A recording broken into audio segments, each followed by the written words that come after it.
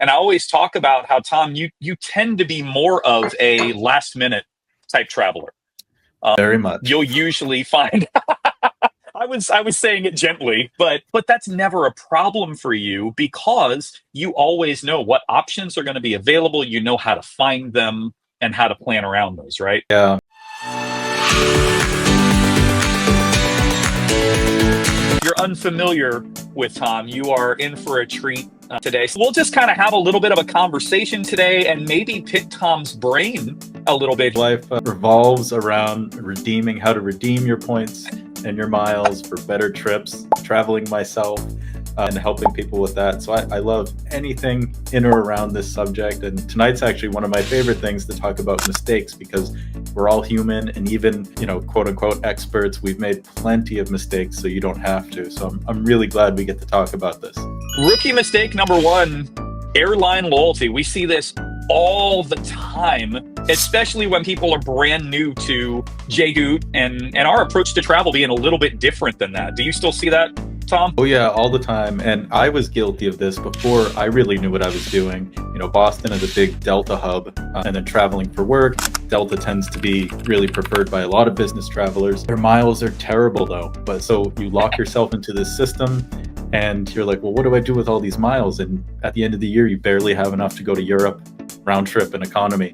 So really locking yourself into these programs is you're not going to get the best value for your points. You limit your options for redeeming things. And a lot of times, unless you're a consultant and you're really traveling enough to get high status, you're not really getting that many benefits from it that you couldn't get from booking another flight, especially like free bags. If you're flying business class, you get free bags anyway. So are you going to churn all those miles out with Delta, American, whoever, and then you're going to fly Lufthansa and you're getting free bags anyways, That's my favorite excuse, is the free bags excuse of why I have to stick with this specific airline. And A, like you said, you get free bags anyway when you're flying business class. But B, even if you didn't, the difference in the value of your points, how many points you use for the flight that you get, I'll gladly pay a couple of bucks for a bag if it means I'm getting a business class flight for, a third of the cost as I would from any other airline. So that, I don't know what it is, if it's just good marketing or what, but bags are a big thing for people. Yeah, and I think it's the game mentality too. With status, you're like, well, I'm almost at the next level. I got to keep flying with Delta or United, or I don't want to pick on Delta, but you always have to reach the next level. And they know that they have a captive audience, and you're like, well, I got to keep going. And you end up with a whole bunch of Delta miles, and all the flights you want are with Star Alliance carriers. And so now you're stuck either with whatever Delta can give you, if you can even afford it.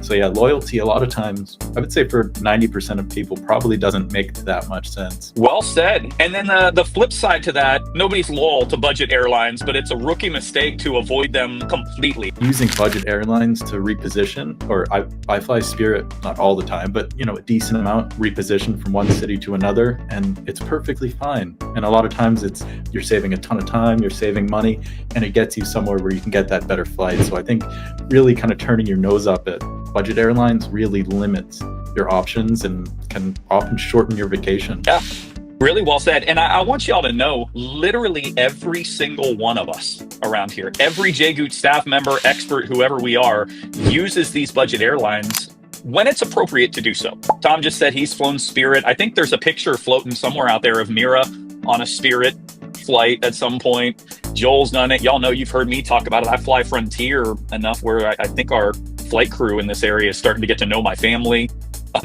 So they're a great tool. The key is knowing how to use them. And I always tell people, it doesn't matter which airline it is, budget, legacy, otherwise, there is somebody out there who is sick of them and will never fly them again. Somebody out there, whatever your favorite airline is, somebody has had a terrible experience with them and looks at them the way you do the budget airlines. And it really doesn't have to be that way. They can be such a valuable tool, like you said, Tom. Honestly, I flew when we had the meetup in San Antonio, and then I had a conference I had to go to in Las Vegas.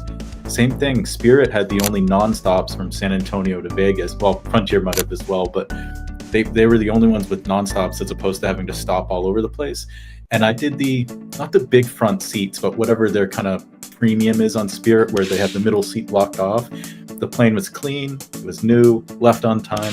the experience was great, and it was probably the same exact experience I would get on American, Delta, United. So like really it's not that downgraded of an experience. So yeah, a lot of times it's really not that budget. Let's hit this next one, Tom. Overemphasizing nonstop flights. You just mentioned a nonstop flight. I love a nonstop flight when I can get it, but there's a little bit of a danger in overemphasizing that, right? Yeah, and you know, it's a lot of times this comes up when you're looking at big international flights. So not so much the southern Italy to Athens. In that case, it's an hour flight. You want a nonstop flight. San Antonio to Las Vegas. You don't want to do the 4-hour 2-stop route of that. But when you're going from Chicago to Bangkok or something, or Chicago to Hong Kong or something like that, you know, starting out in Boston and saying, well, I could do these flights, but I found a deal in Chicago. Adding that stop in Chicago, that can save you a ton of points and miles or money or both. And just by adding that stop, you're able to get this really fantastic business class experience. And a lot of people, I see it all the time. They'll be like, no, I only want to fly out of Kansas City, or I only want to fly out of Travis, Texas, or, you know, or Tyler, not Travis. They have a specific airport, and it's like, well, by adding a stop, you can unlock an infinite amount of options to get where you're going in business class, in lie flat, you know, whatever you're looking for. Now, if it's an hour flight, why add a stop to that? But for these big long hauls, getting locked into, it has to be nonstop, has to leave from my airport, just really narrows what you have for options. And in JGOOT, we're all about, you want to be able to get the best options you can to have the best flights you can. It goes back to kind of that loyalty thing that we were just talking about.